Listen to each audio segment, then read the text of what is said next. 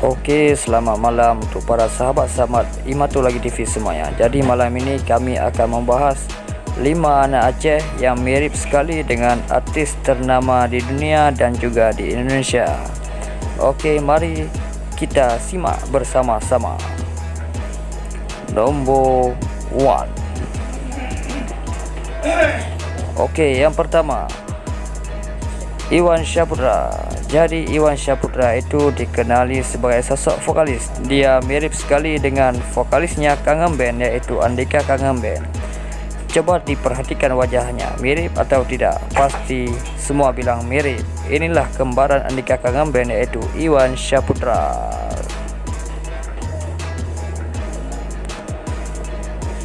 Nombor 2.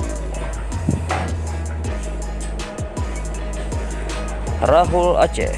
Siapa yang tidak kenal dengan Rahul Aceh?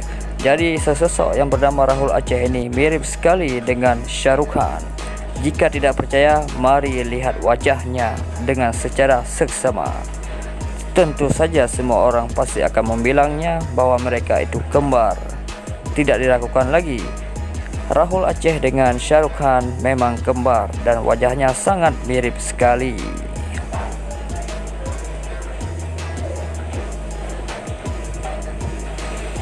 Nombor 3.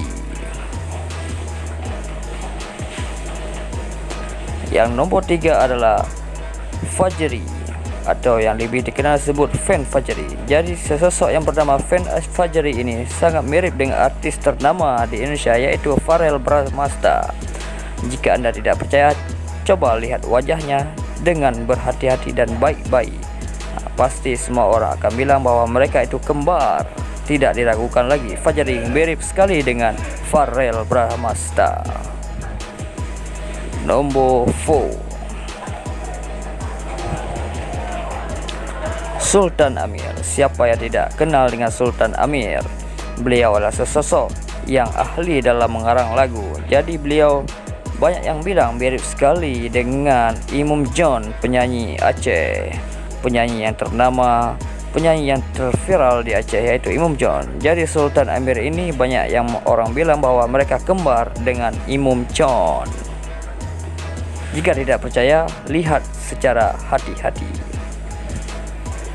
Nombor 5. Oke, yang nombor 5 adalah Murdani Dani. Yes. Pasti tidak diragukan lagi siapa sosok Murdani ini. Semua pasti tahu dia adalah pemilik channel Apalah Official. Jadi beliau mirip sekali dengan Ariel Peter Pan ataupun Ariel Noah. Jika tidak percaya, coba lihat dengan jelas dan hati-hati. Oke, inilah 5 anak Aceh yang mirip dengan artis ternama di dunia dan juga di Indonesia.